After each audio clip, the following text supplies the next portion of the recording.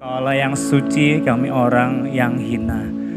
Tapi kami bersyukur Engkau tidak memandang kehinaan kami dengan kerendahan. Namun bahkan Engkau memandang kami layak, Engkau menebus. Dan dari segala kehancuran kami, Engkau membangun kami menjadi bejana-bejana yang Tuhan pakai bagi kemuliaan Tuhan. Terima kasih Tuhan. Di luar sana ada banyak orang yang hidupnya lebih baik dari kami, tapi Engkau memberikan kasih karunia-Mu kepada kami. Kami terhormat dan kami merendahkan hati kami akan segala kepercayaan dan perlayakan Tuhan bagi setiap kami. Kalau hari ini kami berkumpul di dalam nama-Mu, Tuhan bicara kepada kami. Tuhan perlengkapi kami sebanyak yang Tuhan mau. Karena kami tahu pertemuan siang ini bukan kebetulan, tapi Tuhan ingin beracara dalam gereja-Mu. Tuhan ingin beracara dalam kehidupan setiap kami. Tuhan ingin beracara dalam kehidupan pelayanan komisi kami masing-masing dan juga gereja kami secara keseluruhan. Tuhan pimpin dari awal sampai akhir, hadir dan memberkati kami. Terima kasih Tuhan, di dalam nama Yesus kami berdoa. Amin. Silakan duduk Bapak Ibu teman-teman sekalian. Hari ini kita bersama-sama akan mengikuti sesi bagian yang pertama. Ya, kita akan bersama-sama diperlengkapi oleh pembicara kita hari ini. Boleh ditampilkan profilnya. Izinkan saya membacakan profil singkat dari pembicara kita pada siang hari ini.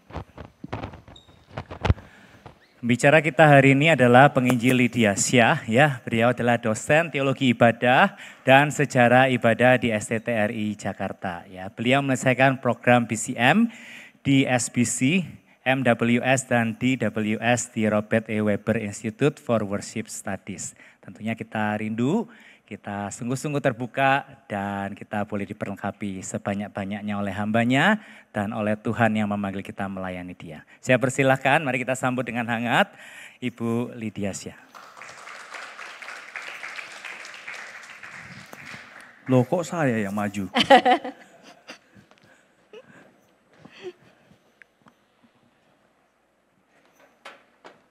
Shalom Bapak Ibu ya. Coba tangannya keluarin begini.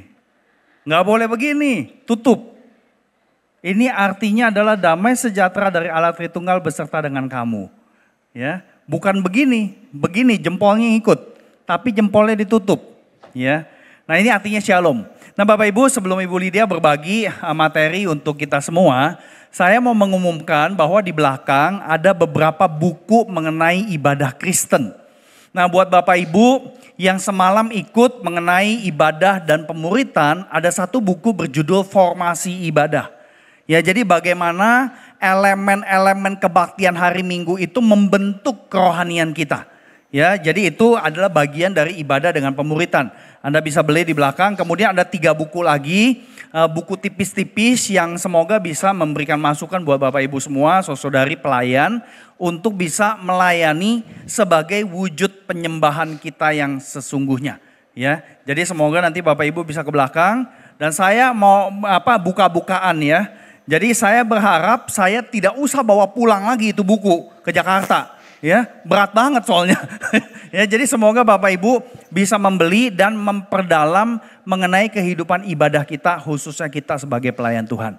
Kiranya Tuhan Yesus memberkati.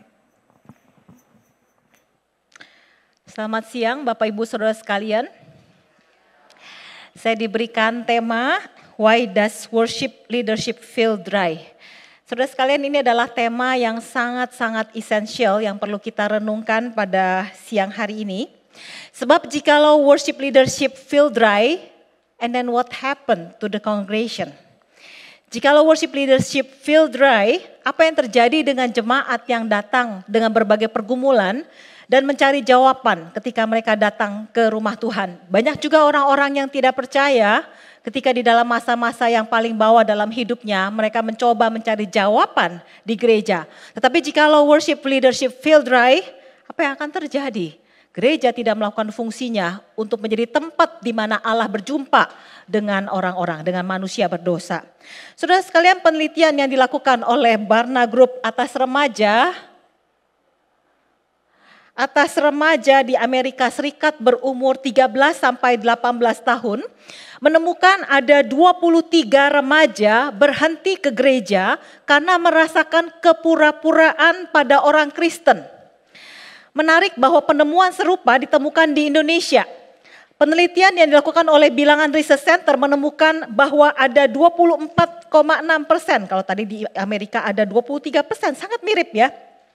Ada 24,6% Gen Z yang malas beribadah karena terlalu banyak menyaksikan kepura-puraan di antara jemaat dewasa, termasuk pengurus, aktivis, dan pimpinan gereja.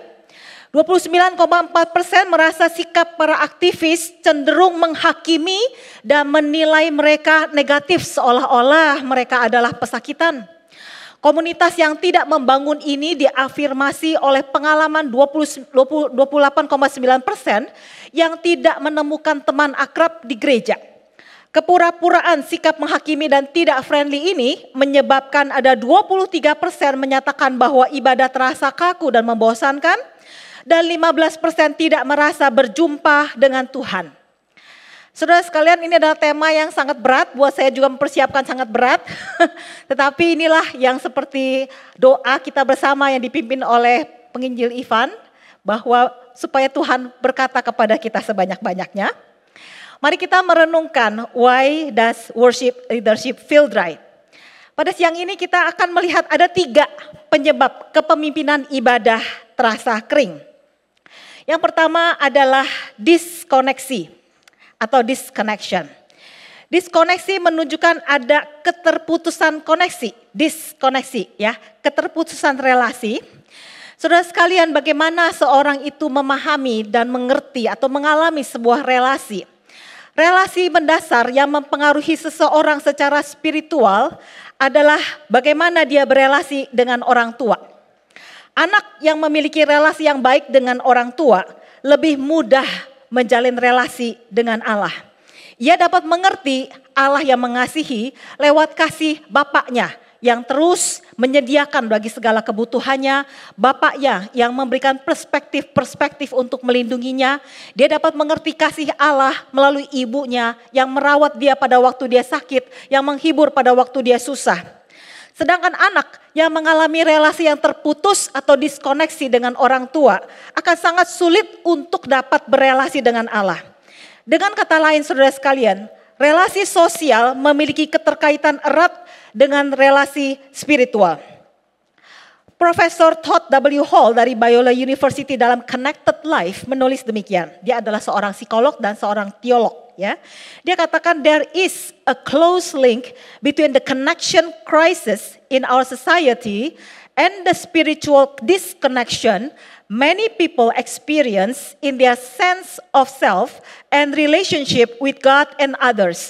Ada keterkaitan erat antara krisis koneksi dalam masyarakat dan krisis dan juga koneksi spiritual yang dialami banyak orang dalam keberadaan diri mereka dan dalam relasi dengan Allah dan sesama. Penyebab daripada diskoneksi adalah yang pertama adalah minimnya perhatian dari orang tua. Kita sadar ya bahwa orang tua Kristen ataupun non-Kristen biasanya sibuk bekerja. Dan orang tua Kristen juga mempunyai tantangannya sendiri ketika mereka semua sibuk di gereja. Ya, ketika anak-anak pulang dari sekolah ya mencari perhatian, ingin sharing apa yang terjadi. Kadang-kadang orang tua tidak ada di rumah dan kalau ada di rumah juga tidak fokus mendengarkan anak ya. Sehingga banyak sekali anak-anak Kristen pada hari ini sebenarnya tidak mendapatkan figur ayah dan ibu. Yang kedua yang menyebabkan diskoneksi adalah penolakan sosial. Ya, tidak ada teman di sekolah, tidak ada teman di gereja, belum lagi kasus-kasus dibully dan sebagainya. Yang ketiga adalah pengaruh sosmed. Generasi Z adalah generasi yang membangun self-branding lewat cerita-cerita harian. Lewat apa yang mereka makan, mereka pergi kemana, lewat apa pendapat mereka tentang kehidupan. Lalu kemudian mereka memperhatikan setiap hari jumlah viewers dan jumlah likes. Dan ini berakhir dengan mental stres yang tinggi. Karena siapa diri mereka kemudian dikondisikan dan dinilai berdasarkan jumlah viewers dan likes. Dan itu bisa berubah setiap hari. Saudara sekalian, ketiga faktor ini menyebabkan tumbuhnya perasaan insecure dan diskoneksi. Profesor Hall sendiri di dalam bukunya Connected Life menceritakan bahwa orang tuanya bercerai. Dan pada masa kecilnya dia bertanya mengapa orang tuanya bercerai dan tidak ada pihak papa ataupun mama yang menjelaskan mengapa perceraian itu terjadi. Jadi Todd Hall di dalam kehidupannya sebagai seorang anak yang lahir dalam keluarga Kristen, sangat sulit baginya untuk mengerti tentang Allah. Sangat sulit baginya untuk berelasi dengan Allah. Sedangkan dengan orang tua yang melahirkannya, yang membesarkannya di dalam tahap-tahap tertentu, dia pun tidak pernah mengalami bagaimana berelasi dengan sehat. Saudara sekalian, diskoneksi menyebabkan keterputusan sekaligus belenggu dalam dua perasaan atau ambivalen. Di satu pihak dia merasa katanya orang Tuhan Yesus mengasihi dia. Katanya Jesus loves me, that the Bible says so. Tetapi pada saat yang sama di dalam jiwanya dia merasa lonely. Dia merasa kosong. Dia tidak mengerti bagaimana Allah mengasihi sementara saya jiwanya kosong seperti ini. Sementara saya tidak punya teman dan semua yang ada di gereja itu banyak pura-puranya. Saudara sekalian, hal ini dapat kita lihat dari seorang worship leader yang sangat terkenal, Marty Sampson. Yang selama lebih daripada 20 tahun adalah worship leader dan juga pemusik daripada Hillsong dan menulis 81 lagu untuk Hillsong. Seorang worship leader yang bergumul dengan iman yang otentik. Katanya, I'm genuinely losing my faith. Why is the Bible full of contradiction? How can God be love yet send 4 billion people to a place all cause they don't believe? I want genuine truth. Dia bukannya nggak mau kebenaran. Ya, I want genuine truth, not the I just believe it kind of truth. All I know is what's true to me right now, and Christianity just seems to me like another religion at this point. I could go on, but I won't. Jadi saudara sekalian, pergumulan Samson itu berada dalam ranah kognitif. Alkitab penuh dengan kontradiksi karena dia membaca Alkitab hanya di dalam ranah yang kognitif dan dia menemukan semuanya kontradiktif. Bagaimana Allah penuh kasih tapi mengirim jutaan orang ke sebuah tempat yang diperuntukkan hanya untuk orang-orang yang tidak percaya. Samson haus akan sebuah koneksi melampaui kognitif. Not the I just believe it kind of truth. Tetapi dia belum menemukan koneksi spiritual itu. Kekristenan baginya hanyalah salah satu dari sekian banyak agama di dunia. Samson walaupun dia menulis banyak lagu mengenai Jesus, tetapi dia tidak mengalami relasi dengan Yesus. Pribadi dengan pribadi, roh dengan roh. Diskoneksi mengakibatkan seorang worship leader tidak sampai kepada iman yang utuh, iman yang otentik. Lebih lanjut saudara sekalian, diskoneksi menyebabkan orang percaya membangun pseudo connection. Koneksi yang dibuat-buat atau pura-pura. Inilah yang ditemukan oleh remaja-remaja yang menuliskan banyak kepura-puraan di gereja, baik di Amerika maupun di Indonesia. 3 bentuk luar daripada pseudo connection adalah yang pertama, pencarian diri. Ketika orang Kristen yang katanya memimpin dalam ibadah, tetapi ternyata dia mencari sesuatu untuk memuaskan dirinya. Katakanlah melalui olahraga, melalui prestasi, melalui accomplishment, melalui entertainment. Mungkin juga ada orang lain tidak suka olahraga, dia mencari sesuatu mengisi jiwanya melalui pertemanan. Itulah makanya banyak sekali Gen Z lalu melakukan relasi secara virtual, relasi di sosmed dan juga pertemanan secara superficial. Hanya suka ngumpul tapi belum tentu di dalam kelompok-kelompok kecil itu membahas permasalahan yang lebih dalam lagi. Yang ketiga, pseudo connection dapat juga mengambil bentuk aktivitas rohani. Momen praise and worship. Mereka menganggap melalui momen praise and worship, emosi yang diisi, mereka menganggap itulah connection with God. Tetapi setelah selesai 1 jam, 1,5 jam, 2 jam, mereka menjadi orang yang sama, mereka tetap menjadi jiwa-jiwa yang lonely. Itulah yang banyak kita ketemukan ketika banyak sekali aktivis-aktivis ternyata sangat depresif dan suicidal. Buat apa momen praise and worship kalau itu tidak mengubah mereka? Aktivitas rohani yang lain yang dilakukan oleh banyak sekali pemimpin-pemimpin ibadah adalah mereka mencari siapa diri mereka, aktualisasi diri melalui pelayanan, melalui pembinaan, melalui seminar, melalui retret. Saudara sekalian, kepemimpinan ibadah dapat menjadi kering karena diskoneksi antara relasi sosial dengan sesama dengan relasi rohani.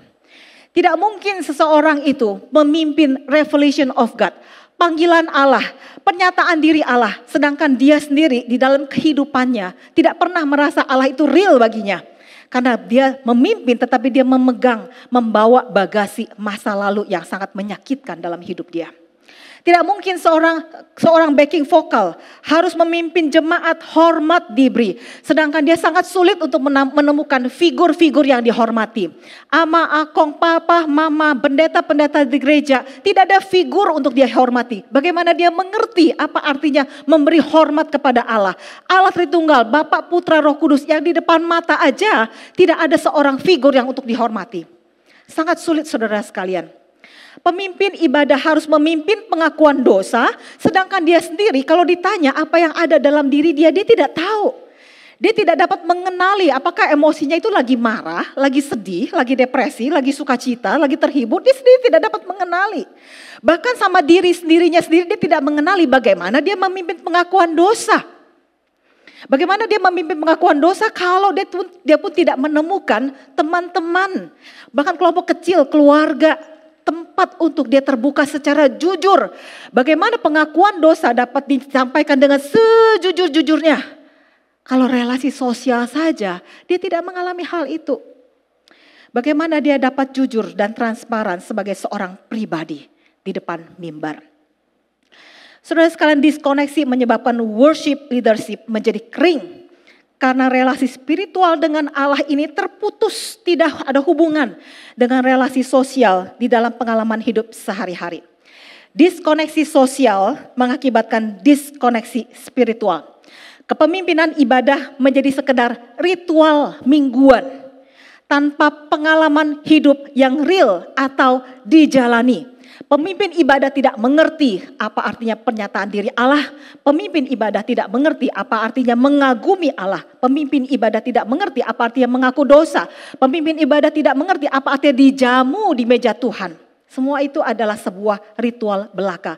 Inilah yang menyebabkan apa yang dilakukannya di dalam kehidupan ibadah, di dalam kepemimpinan ibadah hanyalah sebuah ritual. Dan inilah yang menyebabkan kekeringan, kejenuhan, bahkan pelayanan sekedar kulit dan superficial yang dapat dibaca oleh anak-anak remaja dan Gen Z. Suatu kali seorang ahli Taurat bertanya pada Yesus, "Guru, apa yang harus kuperbuat untuk memperoleh hidup yang kekal?" Yesus menjawab, "Apa yang ada di dalam hukum Taurat?" Lalu katanya, "Kasihilah Tuhan Allahmu dengan segenap hatimu dan jiwamu dan akal budimu dan kekuatanmu dan kasihilah sama manusia seperti dirimu sendiri." Lalu kemudian Yesus bertanya lagi, setelah dia bisa jawab, dia tanya lagi, ya karena dia ingin mencoba Yesus. "Siapakah sesamaku manusia?"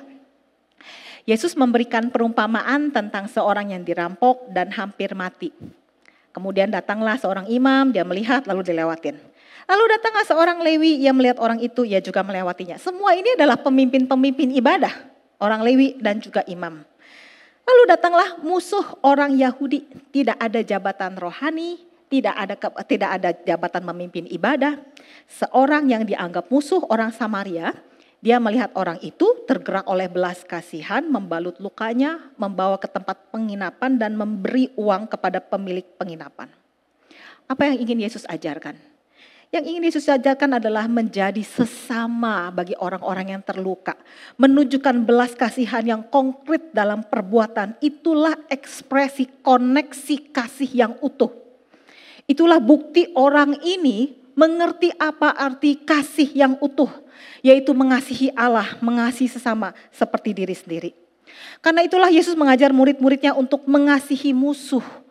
Karena mengasihi musuh adalah tanda koneksi kasih yang utuh dan agung. Karena sangat sulit. Tetapi orang yang bisa melakukannya, dia mengerti apa artinya Allah yang mengasihi dia. Baru dia dapat mengasihi musuhnya. Yohanes mengkalimatkan kalimat gurunya demikian.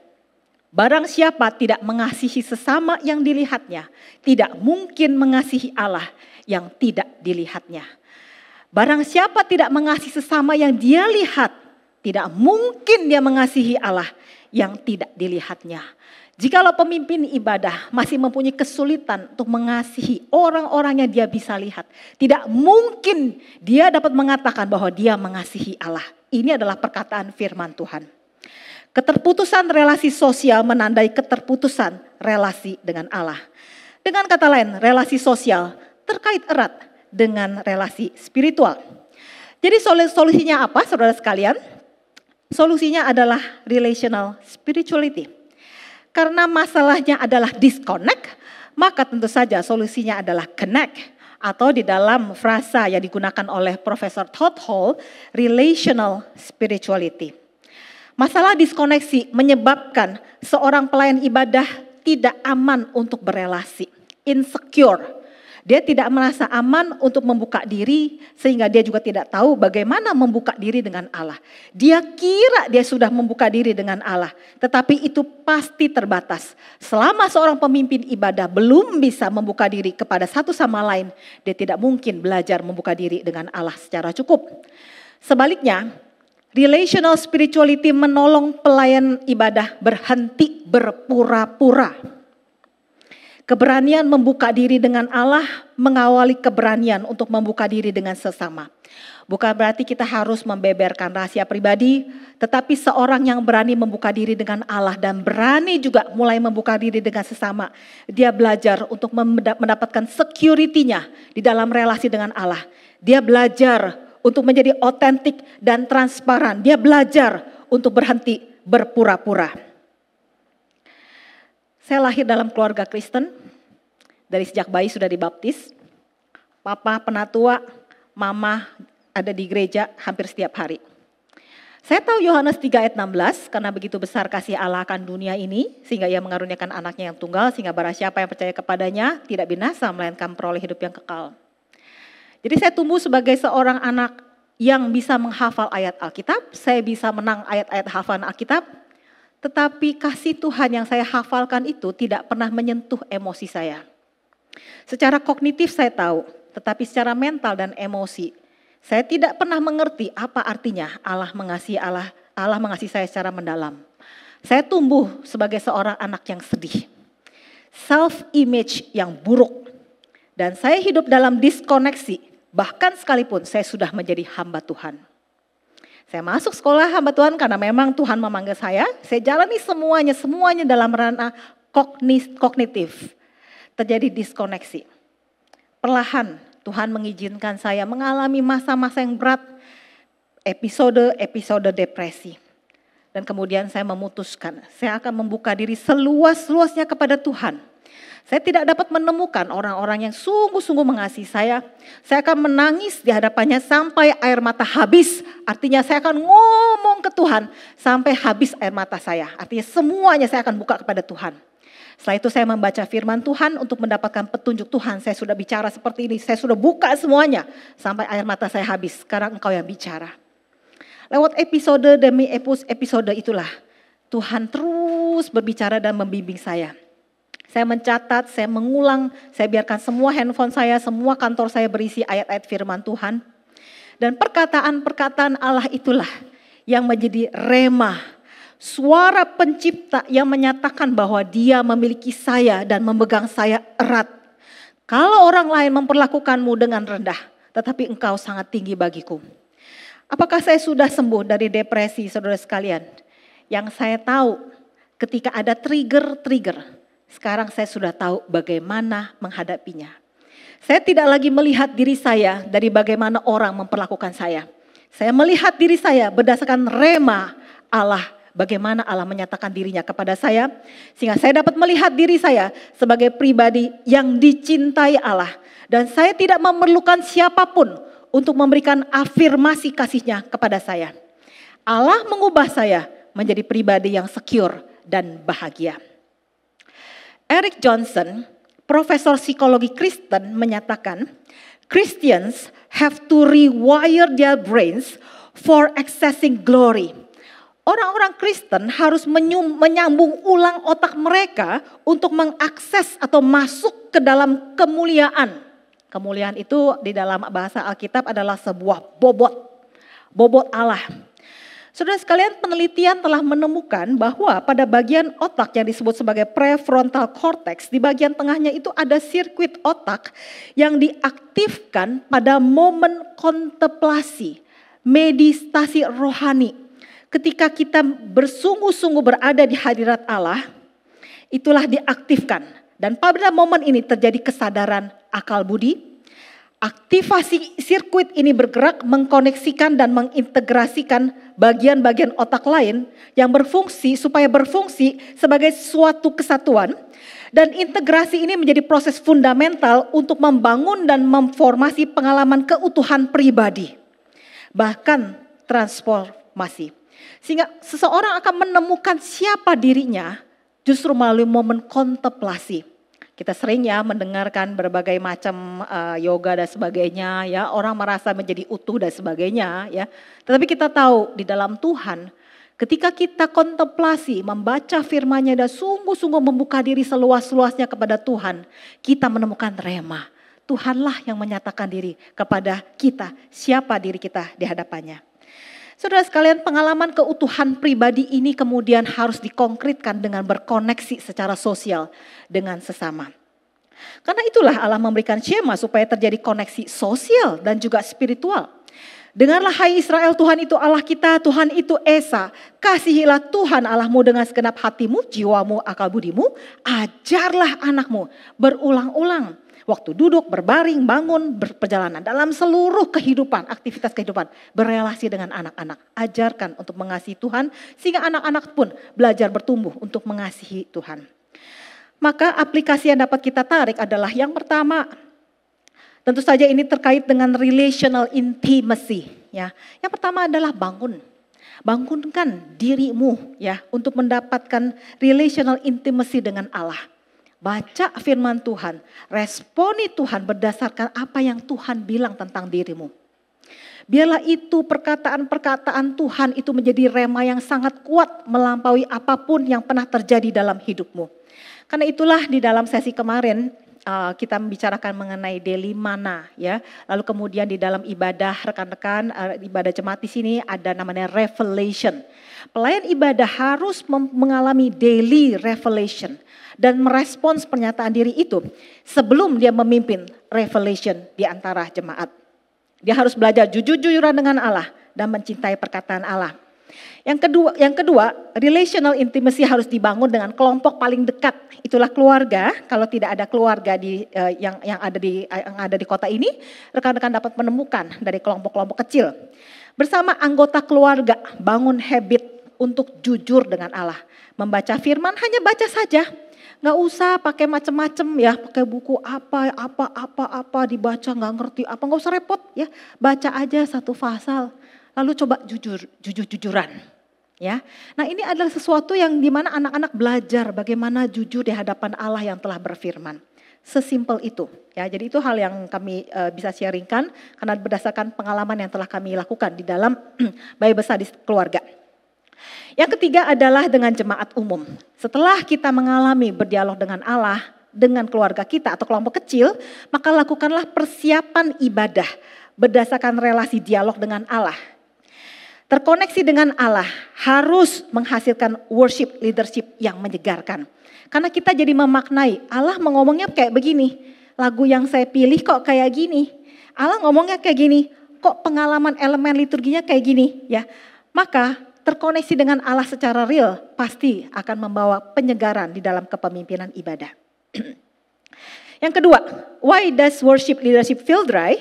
Penyebab yang kedua adalah disintegrasi. Disintegrasi menunjuk pada keterputusan hidup di dalam dua dunia, yaitu dunia sakral dan dunia sekuler. Ibadah minggu terputus dalam ibadah harian. Ibadah ritual di gereja terputus dengan ibadah aktual di luar gereja. Di rumah, di tempat pekerjaan, di tempat publik seperti pasar ataupun mal. Ya. Aktivitas spiritual, kebaktian, pelayanan, persekutuan doa terputus dengan aktivitas non-spiritual. Pekerjaan, urusan rumah tangga, shopping online, olahraga, entertainment. Penyebab disintegrasi adalah karena aktivitas 6 hari memformasi seseorang lebih kuat daripada 1 hari ibadah dan pelayanan. 6 hari bekerja memformasi pelayan ibadah untuk berpikir, berkata-kata, bertingkah laku seperti manusia dalam dunia sekuler dan bukan manusia spiritual. Kepemimpinan ibadah menjadi kering karena pribadi pelayan ibadah tidak sempat diformasi secara spiritual. Akibatnya, pelayan ibadah melakukan aktivitas pelayanan hanya sebagai ajang aktualisasi diri karena dia harus membuktikan diri di dalam kehidupan selama 6 hari. Tanpa disadari, aktivitas rohani menyebabkan seseorang merasa dirinya rohani. Sementara itu di luar gereja, ketika dia keluar dari gereja dalam melakukan aktivitas non rohani, dia melukai orang-orang yang paling dekat dengannya. Ada pendeta yang berkhotbah mengenai mengasihi 3 kali kebaktian, 4 kali kebaktian. Tetapi pulang rumah kesal dengan asisten rumah tangga. Asistennya ini dipukul, ditendang, dilempar pakai gosokan. Ada pengurus yang setiap hari baca Alkitab, ikut persekutuan doa sinode, mengirim ayat tiap hari untuk anak-anak. Tetapi karena dia kesal sama suaminya, menyimpan kepahitan, ketika suaminya kena terminal illness, kalimat apa yang keluar muncul dari mulutnya? Syukurin, habis uangnya sekarang buat berobat. Terpisah, bahasanya sih rohani, giliran realita kehidupan dia tiba-tiba mengeluarkan kata-kata kutuk. Ada anggota paduan suara pasutri yang menyanyi di dalam bulan keluarga tentang keluarga Kristen yang bahagia, tetapi sudah 3 tahun dia punya selingkuhan. Saudara sekalian, persembahan ibadah ritual yang tidak dikonkretkan dalam kehidupan sosial menyebabkan kemarahan Allah. Yesaya 1 dan Amos 5 mendaftarkan penolakan Allah. Aku benci, aku menghinakan. Ada 7 kali ekspresi Allah yang sangat marah. Baik di dalam Yesaya, baik di dalam Amos. Rekan-rekan bisa baca sendiri. Di dalam ibadah ritual, di dalam Yesaya, umat Allah itu persembahan, korban, perayaan bulan baru, sabat, doa. Tetapi aktivitas sehari-harinya mereka melakukan perbuatan jahat, ada ketidakadilan terhadap anak yatim dan janda. Di dalam Amos, umat Allah itu persembahan korban sajian, korban keselamatan, nyanyi, main musik. Lalu kemudian di dalam kehidupan sehari-hari ada ketidakadilan dan sinkretisme. Saudara sekalian, Tuhan Yesus memberi perumpamaan tentang orang Farisi yang mendaftarkan aktivitas ritual sebagai pembenaran diri. Aku berpuasa 2 kali seminggu, aku memberikan persepuluhan dari penghasilanku. Lalu dia merendahkan pemungut cukai. Aku tidak seperti pemungut cukai ini. Disintegrasi mengakibatkan kepemimpinan ibadah dilangsungkan berdasarkan standar kebenaran diri.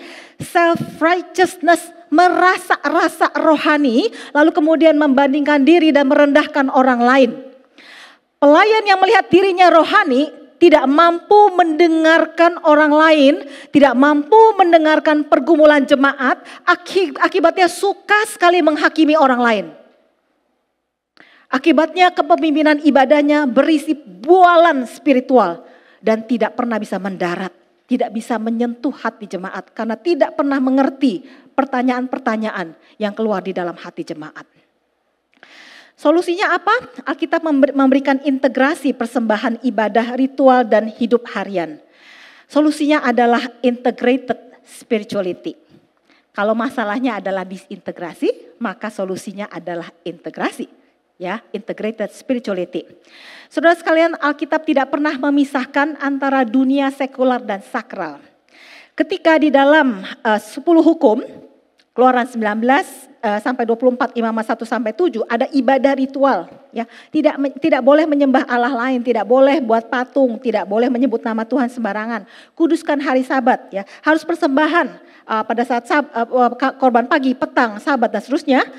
Lalu di dalam ibadah aktual juga diajarkan bagaimana menghormati orang tua, tidak membunuh, tidak berzina, tidak mencuri, tidak mengucapkan saksi dusta, tidak mengingini barang sesama, dan bahkan harus tanggung jawab terhadap nyawa ataupun milik sesama. Roma 12 sampai 15 juga sama, bicara tentang persembahan hidup yang kudus, itulah ibadah yang sejati. Tapi untuk menjelaskan di dalam relasi dengan sesama itu panjang sekali selama 3 pasal. Saling mengasihi, saling menghormati, rajin bersukacita, membantu yang kekurangan, memberkati sehati sepikir, tidak membalas kejahatan, patuh pada pemerintah, tidak menghakimi saudara, tidak menjadi batu sandungan, menanggung kelemahan sesama. Ibrani 12 dan 13 juga sama. Beribadahlah menurut cara yang berkenan kepada Allah.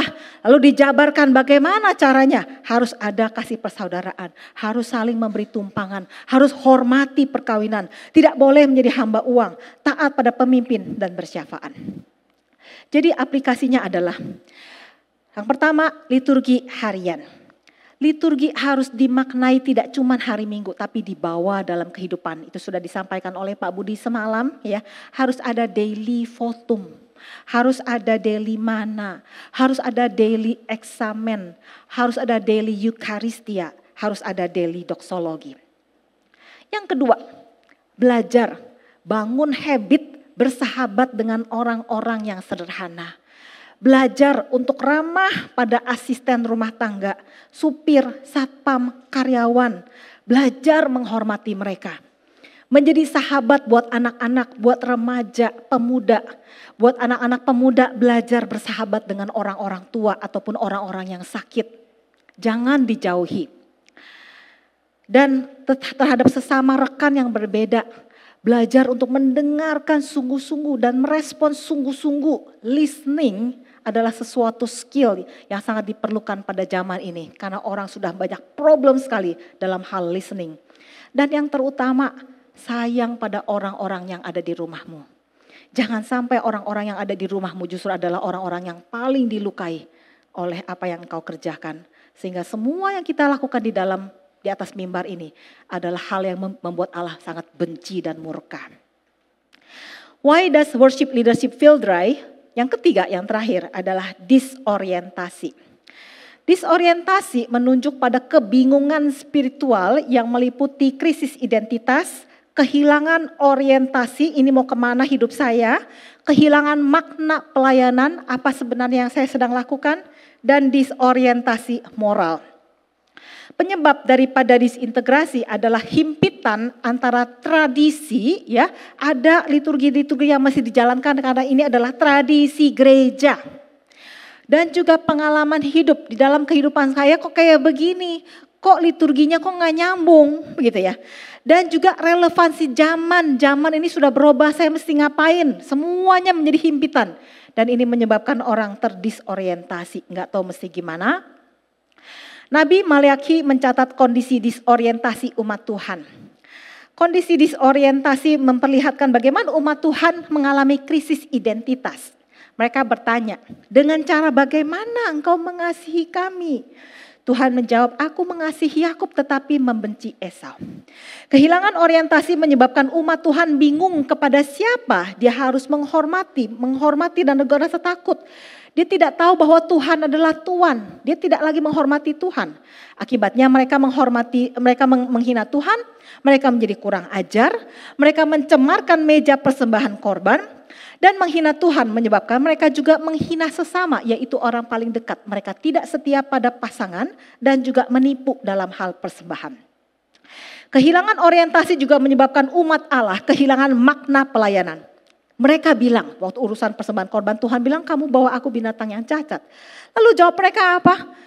Lihat, alangkah susah payahnya.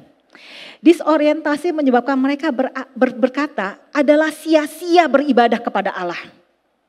Persembahan dan ibadah itu menjadi beban.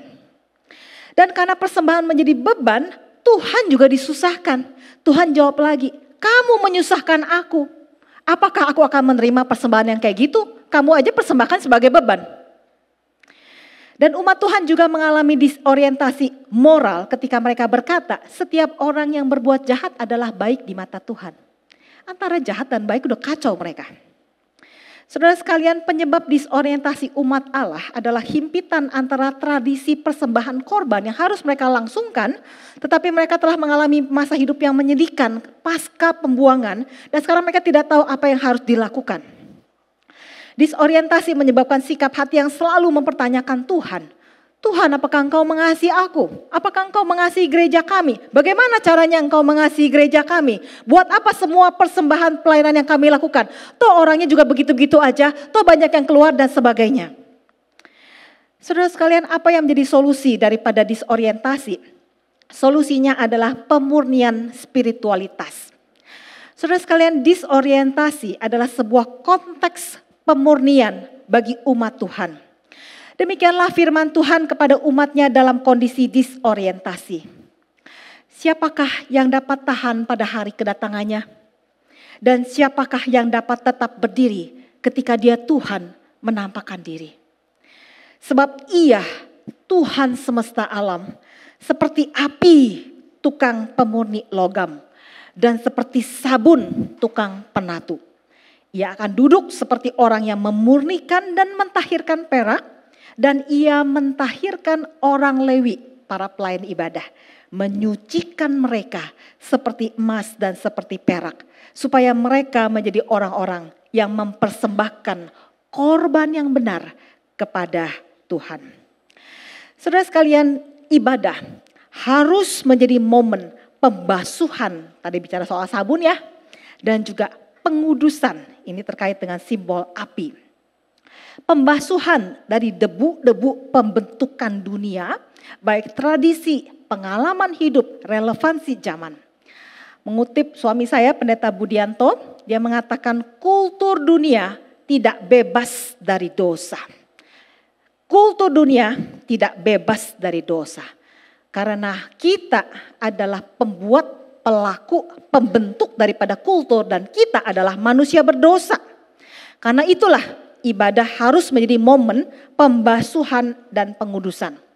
Pengudusan untuk bertumbuh semakin menyerupai Kristus. Dan tujuan akhir daripada pemurnian spiritualitas adalah persembahan korban yang benar. Itulah penyembahan yang dicari Bapa. Saudara sekalian, Bapa mencari penyembah-penyembah yang menyembah dalam roh dan kebenaran, yakni kebenaran yang diajarkan Yesus. Yesus adalah sang kebenaran dan sang jalan, kebenaran dan hidup, dan dia juga adalah firman hidup. Dengan kata lain, pemurnian spiritualitas terjadi melalui kuasa Roh Kudus yang mengiluminasi firman yang kita baca. Tidak ada pemurnian spiritualitas. Anda sudah terdisorientasi, kalau tidak mencintai firman Tuhan tidak akan terjadi pemurnian spiritualitas. Pemurnian spiritual terjadi lewat kuasa Roh Kudus yang mengiluminasi firman yang kita baca. Karena Roh Kudus akan mengajarkan kebenaran supaya kita semakin menyerupai Kristus. Saint Thomas menjelaskan proses ini demikian.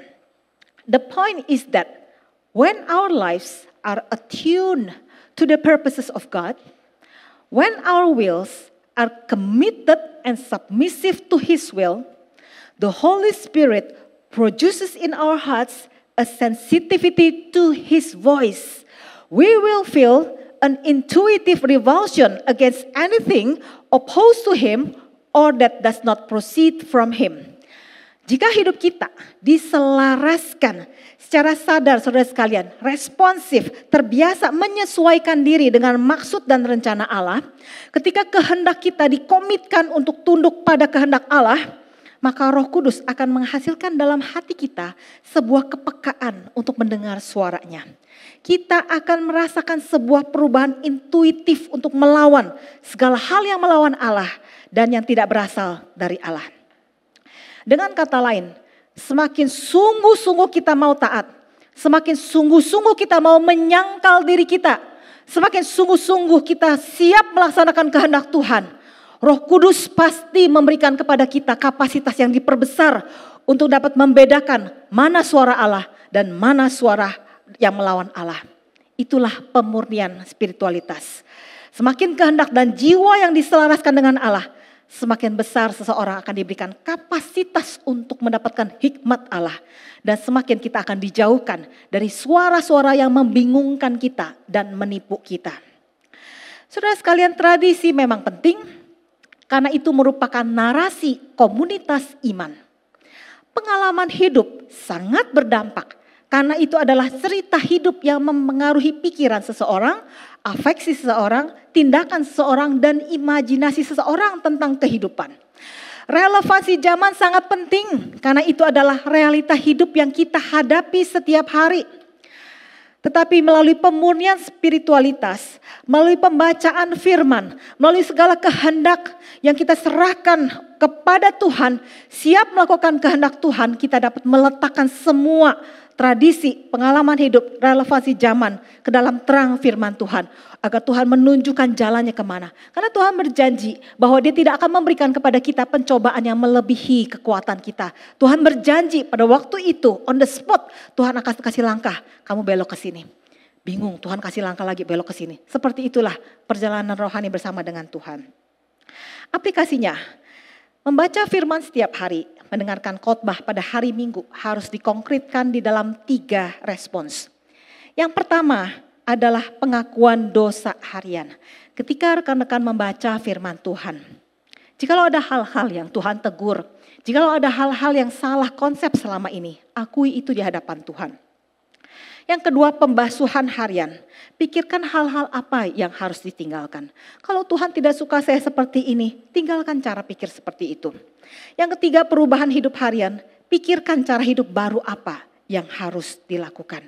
Itulah pemurnian spiritualitas. Langsung siap untuk mengkonkretkan apa yang Tuhan firmankan. Baru kita kelihatan jalan yang selanjutnya. Sebagai konklusi, why does worship leadership feel dry? Yang pertama adalah diskoneksi. Solusinya adalah spiritualitas relational spirituality. Aplikasinya kita membangun relational intimacy melalui dialog dengan Tuhan. Firman dan respons secara personal, lalu kemudian kepada kelompok yang terdekat dengan kita. Dan kemudian kita melakukan persiapan pelayanan ibadah berdasarkan relasi yang dekat dengan Tuhan tadi. Permasalahan yang kedua adalah disintegrasi, maka solusinya adalah spiritualitas yang terintegrasi. Aplikasinya bangun liturgi harian. Yang kedua, persahabatan yang low profile. Orang-orang yang biasanya nggak pernah diperhatikan, bersahabatlah dengan orang-orang seperti itu. Jadikan dirimu selalu ada di lingkungan orang-orang yang justru biasanya di dalam masyarakat dijauhi. Bersahabatlah dengan orang-orang seperti itu. Yang ketiga, setia di dalam perkara-perkara sehari-hari. Jangan ada perkara-perkara kehidupan, rumah tangga, pekerjaan, cara belanja dan sebagainya yang kita tuh tidak setia. Yang ketiga adalah disorientasi. Solusinya adalah pemurnian spiritualitas dan aplikasinya adalah pengakuan dosa harian. Saya kurang satu, pengakuan dosa harian, pembasuhan harian dan perubahan hidup harian. Kita akan masuk dalam doa, kemudian nanti akan ada tanya jawab. Betul ya? Betul ya? Oke, kita masuk dalam doa, mari kita berdoa. Saya akan memberikan waktu 2-3 menit buat rekan-rekan semua untuk berdiam diri di hadapan Allah. Biarkan Roh Kudus menuntun pikiran-pikiranmu dan berespons bagaimana Roh Kudus menuntun pikiranmu. Responi Allah dengan sejujur-jujurnya, dengan segala komitmen untuk siap melakukan perubahan-perubahan dalam hidupmu supaya pelayanan ibadahmu menjadi pelayanan dari hasil orang-orang yang telah dipertobatkan. Saya berikan waktu untuk berdoa secara pribadi.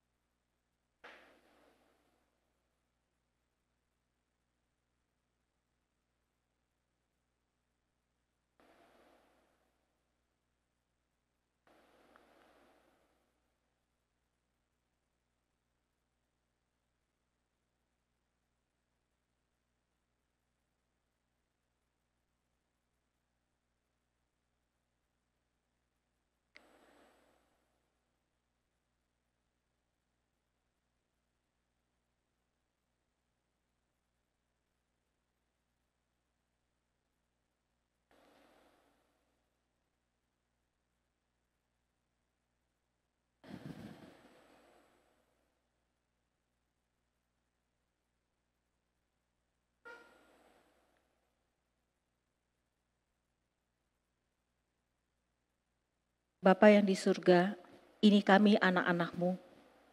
Di dalam segala kebingungan dan kesesatan pikiran dan hati kami, tetapi Engkau adalah Bapa yang memberikan kepada kami panggilan keselamatan dan telah mengangkat kami menjadi anak-anak-Mu. Bapa, kami tidak mengerti apa yang sebenarnya kami harus jalani di dalam kehidupan kami maupun di dalam pelayanan kami. Kami tahu bahwa banyak sekali kami telah mengecewakan Engkau, tetapi Engkau juga adalah Bapa yang terus mengundang kami untuk berpartisipasi di dalam pekerjaan kerajaan Allah. Tuhan Yesus, anak Allah yang hidup. Tuhan Yesus yang menjadi Tuhan dan Juru Selamat kami. Engkau mencontohkan kepada kami bagaimana kehidupan-Mu adalah kehidupan yang menyembah dan berelasi erat dengan Bapa. Kami ingin belajar untuk menyerupai Engkau. Kami ingin belajar untuk lebih lagi menyangkal diri dan memikul salib. Supaya kami boleh menjadi pelayan yang seluruh hidup kami persembahkan untuk menggenapi kehendak Bapa dalam hidup kami. Kami mengucapkan syukur karena Roh Kudus telah berkarya, telah berbicara kepada kami, pertama-tama kepada hamba-Mu yang menyampaikan, dan juga kepada kami semua yang ada di sini. Hamba-hamba-Mu, pelayan-pelayan-Mu yang Kau kasihi di GKA Gloria. Kami mengucap syukur untuk karya Allah Tritunggal bagi gereja ini. Kiranya Allah Tritunggal senantiasa dimuliakan melalui segala sesuatu yang kami kerjakan, khususnya yang dikerjakan di dalam gereja ini oleh jemaat-Mu dan pelayan-Mu di sini. Kami mengucapkan syukur dan kami juga menyerahkan sesi tanya jawab nanti. Kami mohon supaya Engkaulah yang menjawab segala pergumulan dan pertanyaan-pertanyaan yang ada di dalam hati anak-anak-Mu ini. Dan segala hal yang kami tidak dapat pahami pada hari ini. Kami memohon supaya Roh Kudus, Roh yang setia, memberikan kepada kami terus benih firman Tuhan yang hidup, yang boleh menuntun kami setahap demi setahap lebih mengerti Engkau, lebih mengasihi Engkau, lebih melayani Engkau lebih baik. Kami mengucapkan syukur dan berdoa di dalam nama Tuhan Yesus. Amin.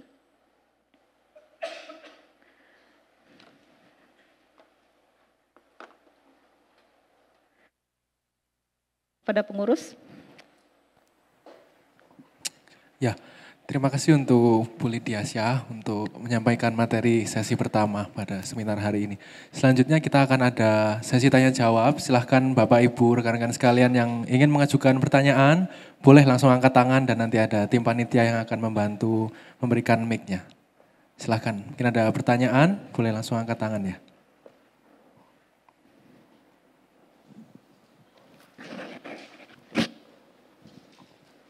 Itu Kopi Lipus ya, mau bertanya? Boleh. Cek. Bu Lydia, Ya. terima kasih tadi pemaparannya. Yang saya mau tanyakan sekarang Bu Lydia ini mungkin beberapa juga lagi sedang trending nih di gereja kita. Jadi kalau kita udah merasa bahwa sudah kering nih, yang biasa kita lakukan biasanya kalau tadi dari pemaparan materi yang disampaikan kita lebih cenderung ke evaluasi diri, kita mau memperbaiki hubungan dengan Tuhan, dengan sesama. Nah tapi yang sering terjadi di sini adalah kita yang memakai istilah mau cuti dulu pelayanan. Nah menurut Bu Lydia dengan kita menarik diri dari pelayanan, apakah itu bisa membantu atau sebenarnya itu malah membuat kita malas kembali lagi pelayanan. Itu ya, terima kasih. Untuk pertanyaannya mengenai boleh cuti apa enggak ya, bukan pertanyaannya bagaimana menjawab masalah sekarang. Saya pikir tergantung masing-masing orang ya. Saya dengan Pak Budi mencoba untuk disiplin bersabat ya. Saudara sekalian, arti sabat adalah menikmati Allah dan setiap orang yang telah percaya sebenarnya telah diundang untuk masuk di dalam peristirahatan Allah. Itu ada di dalam Kejadian pasal yang kedua. Ya. Dan di dalam Ibrani 4 itu dijelaskan tentang orang-orang yang keluar dari Mesir ternyata mereka tidak sampai ke tanah Kanaan. Adalah sekalipun mereka sudah keluar dari Mesir sebagai sebuah simbol perbudakan, ternyata mereka tidak sampai kepada sabat. Nah semua itu adalah karena tidak beriman, tidak mendengar firman Tuhan dan sebagainya. Itu adalah permasalahan tidak bersabat. Sehingga saya dengan Pak Budi di dalam kehidupan kami ada yang namanya sabat harian, itulah lewat saat teduh kita dan sebagainya. Lalu kemudian seminggu sekali kita mengambil off, sekalipun kita tahu semua orang yang melayani pada hari Minggu itu tidak mungkin off begitu ya. Maka kita biasanya mengambil mungkin Senin ya bagi rekan-rekan yang memungkinkan jikalau Senin itu sering dipakai buat rapat, buat latihan, buat apa ya. Kalau bisa sih jangan pakai hari Senin, ataupun kalau memang tidak terhindari, maka boleh memilih hari apa gitu. Biasa kalau di kami di STTRI juga dosen-dosen tuh boleh pilih hari apa yang mereka akan off gitu loh ya. Jadi ada momen ketika kami memang berdiam, hanya fokus saja ke Tuhan, tidak terganggu lagi dengan berbagai macam tekanan-tekanan untuk mengerjakan itu dan ini ya. Pengertian sahabat itu kan bahwa kita tidak mengejar lagi, tidak accomplish something, karena kita sudah berada di dalam peristirahatan Allah yang kekal. Dalam arti istilahnya adalah kita masuk ke dalam dunia kairos. Kita tidak mengerjakan apa-apa pun dan sudah digenapi di dalam diri Kristus seperti itu ya. Jadi seminggu sekali kita ada disiplin itu. Lalu kemudian tentu saja di dalam 1 tahun kalau memang ada kesempatan 2-3 hari off gitu ya. Untuk kita juga beristirahat. Lalu kemudian setelah 6 tahun ke-7 kita juga bersahabat ya. Bentuknya juga aneh lain-lain ya. Tahun ke-7 yang pertama kita lakukan bersama adalah sekolah waktu itu. Sekolah itu adalah bukan sesuatu yang berat ya saudara sekalian, namanya sekolah itu kita kan diisi oleh firman Tuhan sebanyak-banyaknya ya. Jadi itu adalah momen sahabat kita yang pertama. Momen sahabat kita yang kedua pada tahun yang ke-14 itu adalah kita hanya mengambil 3 bulan ya. Disitulah kita mempelajari kurikulum worship studies sebelum kita membuka MTH ibadah dan pelayanan gerejawi. Jadi bentuknya macam-macam seperti itu. Tetapi intinya kita stop dari segala sesuatu dan kita membiarkan diri kita diisi. Nah jadi saya nggak tahu pertanyaan cuti itu apakah orang ini memang sudah waktunya bersahabat ya atau seperti apa, tetapi ya semoga itu betul-betul memang sudah waktunya bagi dia untuk mengambil off sebentar. Dan itu pun bukan berarti sekedar berhenti pelayanan ya, itu artinya bahwa dia itu diisi. Ya, buat teman-teman yang memang katanya mau cuti, ayo kamu mau sekolah Alkitab di mana? Gitu loh, tanya aja. Bukan cuma males-malesan. Yang namanya mau off itu benar-benar diisi firman Tuhan. Dan kriteria di dalam Ibrani 4 itu menjelaskan 2 kriteria yang penting daripada sahabat. Yang pertama adalah membiarkan firman Tuhan itu menusuk kita punya kedalaman. Ya Tuhan kan dapat firman Tuhan seperti itu kan di dalam Ibrani 4 ya. Memperlihatkan kepada kita kesalahan kita selama ini dalam pelayanan seperti apa. Nah itu loh sahabat yang benar. Lalu kemudian dilanjutkan dengan ayat-ayat tentang kita punya imam besar agung. Jadi Tuhan Yesus adalah sang firman yang bisa menusuk hati kita, pada saat yang sama dia juga siap untuk dapat membela kita ya. Kita dapat menghampiri tata kasih karunia Allah, disitulah kita mendapatkan sebuah healing ya secara spiritual, lalu kemudian penyegaran kembali dan seperti itu. Sahabat yang benar seperti itu, bukan cuma sekedar stop pelayanan. Baik, terima kasih Bu Lydia untuk jawabannya ya. Ada lagi Bapak Ibu rekan-rekan sekalian, boleh langsung angkat tangan aja ya.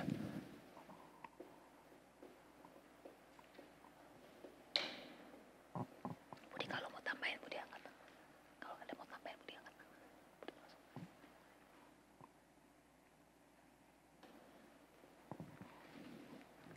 Boleh langsung angkat tangan kalau ada yang mau bertanya.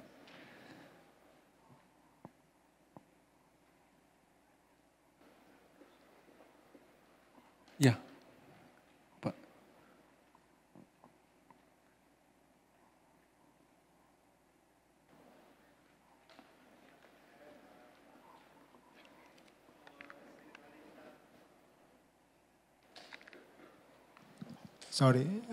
Seringkali kita sebagai pelayan Tuhan kadang-kadang itu merasa terlalu sibuk ya. Ya. Di jadwal gitu. Itu mungkin waktu sebelum pandemi. Tapi setelah pandemi malah kelihatan terlalu santai. Ya itu mungkin program gereja atau apa saya nggak tahu. Cuman di sini maksudnya bagaimana kita seperti tadi disconnected atau disorientation atau disintegration ya. Tapi memulainya itu dari mana? Karena kadang-kadang itu kita mungkin terlalu banyak teori yang masuk. Tapi untuk memperbaiki itu dari mana kita harus startnya. Itu nomor 1. Dan kadang-kadang kita juga merasa ibadah, ya kalau saya pribadi saya datang ke gereja, saya mau ketemu Tuhan, itu aja. Oke. Saya tidak lihat orang. Nah itu kadang-kadang kan menjadikan gimana ya, yang tadi relasi dengan sama pelayan Tuhan dan lain-lain. Nah itu apakah itu adalah yang saya rasakan itu adalah akibat daripada yang tadi ibadah di gereja itu sudah kering. Ya, oke. Terima kasih. Ya, thank you. Itu pertanyaan yang saya nggak mau muncul, tapi saya harus jawab sekarang. Jadi intinya memang seperti ini. Mungkin saya hanya mencoba untuk memberikan jawaban yang sederhana, ya, mulai dari setiap diri kita. Kalau saya berada di dalam lingkungan seperti ini, karena saya hanya membayangkan saja, saya coba bayangkan ketika saya dengan Pak Budi diutus Tuhan untuk pulang ke Indonesia 8 tahun yang lalu. Maka kami masuk ke STTRI kan kita melihat keadaan ibadahnya seperti apa, lalu harus mulai seperti apa, ya. Maka apa yang kami lakukan ya itu, jadi kami minta supaya Tuhan sendiri mengisi kami selimpah-limpahnya lewat pembacaan firman dan sehingga tadi saya sebutkan dengan istilah rema, ya, Tuhan membentuk cara pikir kami dan yang di depan mata Tuhan pasti tuntun mau mulai dari mana, begitu loh, ya. Jadi biasanya kami akan mulai lihat, oh ternyata di sini habis khotbah tuh saat teduh bubar ya, nggak ada yang lain. Nah disitulah kami mulai masukin, habis khotbah harus ada doa syafaat, merespons khotbah. Nah setelah itu kami melangkah lagi, gimana lewat rema itu Tuhan kasih tahu petunjuk demi petunjuk tuh, ya. Lalu kemudian Tuhan pertemukan dengan mahasiswa, ya, yang tidak punya figur ayah dan ibu, ya. Lalu kemudian kita mencoba untuk mengerti Tuhan sebenarnya ingin ngomong sama saya tuh apa ya menghadapi keadaan seperti ini, ya.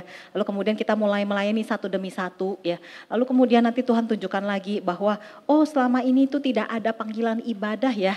Sekarang kita masukin panggilan ibadah. Jadi selama kita berjalan terus bersama-sama dengan Tuhan dan Tuhan juga bersama dengan kita itu tidak hanya memberi firman, dia juga akan mempertemukan kepada kita banyak sekali resources. Ketika kita melangkah sampai nilai katakanlah langkah kelima, kita sudah sampai di sini, mulailah kita membuat worship conviction. Pada waktu itu kita sudah punya 10 sampai 15 mahasiswa MTH ibadah yang menjadi worship consultant. Gitu loh. Jadi pekerjaan Tuhan adalah seperti itu. Ketika kita dekat dengan dia, itu seperti pelita. Saya suka Pak Budi juga sering kasih khotbah. Pelita di depan aja, yang di depan mata kita jalanin dengan setia, ya. Sampai di sini dia pelita akan maju lagi selangkah demi selangkah. Setelah begitu, tapi Tuhan terus bekerja di dalam semua itu dengan orang-orang yang kita temui, terluka dan sebagainya. Kita sayangi, kita bersahabat gitu loh. Dan hal-hal yang kita nggak bisa lakukan kita bawa dalam doa dengan air mata, dengan lutut dan sebagainya ya. Dan Allah terus merajut ya pemurnian spiritualitas seperti disoriented, semuanya sebenarnya terconnected tiga itulah ya. Semuanya terconnected dan berjalan bersama-sama sih untuk kita jalani. Jadi secara sederhana seperti itu sehingga biasanya Tuhan yang akan menuntun kita semua sih mau mulai dari mana sih gitu ya. Terima kasih. Saya tambahin sedikit, pertanyaan ini bagus sekali Pak, Ya. terima kasih. Saya kira mulainya dari mana nomor satu, tadi kan yang pertama kan isu relasi ya. Dan saya kira ini salah satu yang kita perlu aware sekali bahwa kita datang ke gereja betul ketemu Tuhan. Tapi kita ketemu Tuhan di tengah teman-teman saudara-saudari seiman loh. Jadi kita nggak bisa mengabaikan ada saudara-saudari seiman. Berarti nomor satu ketika kita ingin dalam tanda petik ya menyegarkan diri kita di tengah-tengah pelayanan yang entah sibuk, entah agak santai dan sebagainya. Nomor satu misalkan waktu kita pelayanan ngumpul jangan cuma langsung doa. Jangan cuma langsung latihan. Jangan cuma langsung rapat. Jangan cuma langsung kerjain urusan-urusan pelayanan. Nomor satu waktu ngumpul baca satu bagian firman. Kemudian masing-masing sharing. Firman Tuhan ini apa koneksinya sama hidup saya. Udah gitu dibagikan ke teman-teman. Sehingga koneksi dengan firman Tuhan dan koneksi dengan sesama teman sepelayanan itu dibikin koneksinya terus menerus. Jadi saya kira itu salah satu yang perlu kita ubah ya. Saya lebih praktis lagi seperti ini. Misalkan waktu kita mau latihan buat ibadah hari Minggu. Kan biasanya kan ngumpul mungkin 3 orang sampai 5 orang ya kurang lebih ya. Waktu ngumpul jangan langsung ngebahas intronya nanti gimana ya. Mulai dari mana, khotnya apa, jangan teknis-teknis kayak gitu. Ngumpul, kemudian ambil waktu 15 menit aja. Sharing. Seminggu kemarin hidup kalian ada isu yang kita bisa saling doakan enggak? Jadi koneksi relasi itu terjadi. Terus contoh pelayanan paduan suara. Paduan suara pelayanan yang juga cukup rutin. Nah di dalam paduan suara jangan sekedar kemudian kita mulai latihan udah gitu ngomongin teknis-teknis kan. Tenor, fales masuknya salah melulu. Udah gitu kalau tinggi melengking melulu, sopran juga begitu. Jangan cuma urusan-urusan teknis seperti itu. Tetapi kita perlu sama-sama sharing. Waktu kamu nyanyi bagian ini tinggi, kamu nangkep Tuhan itu Tuhan yang seperti apa sih? Wah itu latihan paduan suara yang lebih susah itu. Karena bukan sekedar urusan teknik suara. Tetapi teknik suara yang dikonek dengan spiritualitas kita sebagai anggota paduan suara. Jadi saya kira perlu ditambah elemen-elemen yang seperti itu. Jadi mulai dari situ saja dulu Pak. Semoga itu bisa membantu dan menyegarkan lebih jauh. Terima kasih.